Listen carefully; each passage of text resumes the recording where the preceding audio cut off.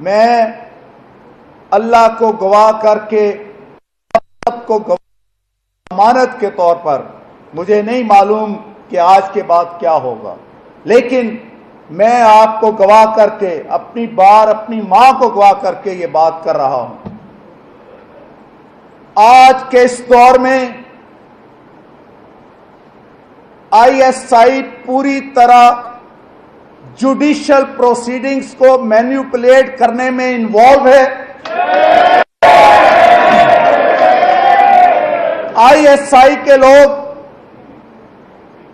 مختلف جگہ پہنچ کر اپنی مرضی کے بینچ بنواتے ہیں، کیسوں کی مارکنگ ہوتی ہے۔